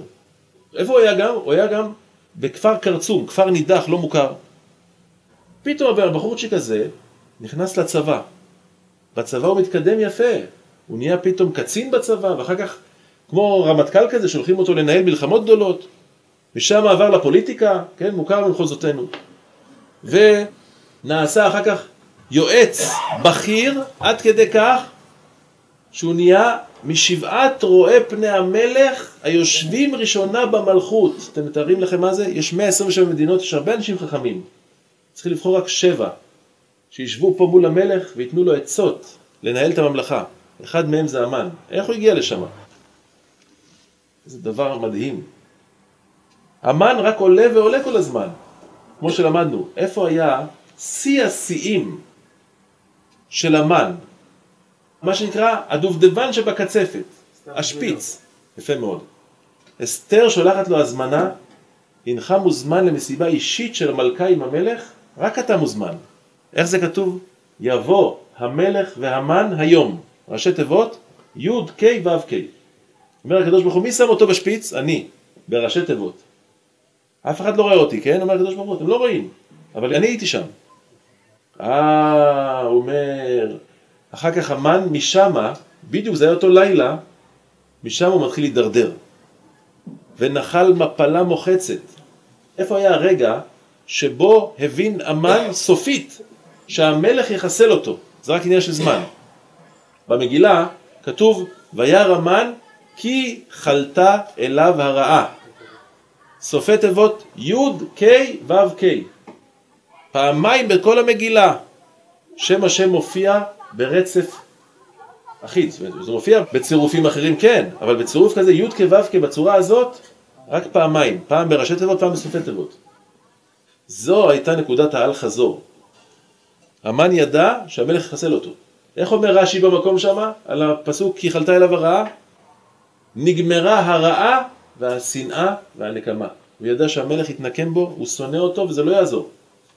אומר הקדוש ברוך הוא, גם שם אני הייתי. אני הגבעתי אותו לשיאים של פסגות של הצלחה, ואני קברתי אותו עמוק באדמה, והכל בהסתר, מגילת הסתר. הוא אומר, מה הלקח?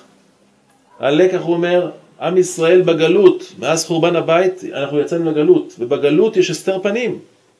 הוא אומר, אבל לא לשכוח שהקדוש ברוך הוא משגיח, ממשיך להשגיח עלינו, להציל אותנו מאויבינו, לעושה נפלאות גדולות לבדו, את רוב רובם של הניסים. אנחנו לא יודעים מה הקדוש ברוך הוא עושה. מה שאנחנו רואים פה ושם, הסיכולים וזה, זה קצה הקרחון. אבל מה שטבול בתוך הים של ההסתר, זה הקדוש ברוך הוא עושה. אנחנו יושבים פה עכשיו, כמה ניסים עושה הקדוש ברוך הוא בכל העולם, באמריקה, באירופה, באיראן, בעיראק, בסוריה, במצרים. כל כך הרבה אויבים מתכננים עלינו, מה הקדוש ברוך הוא עושה להם שם?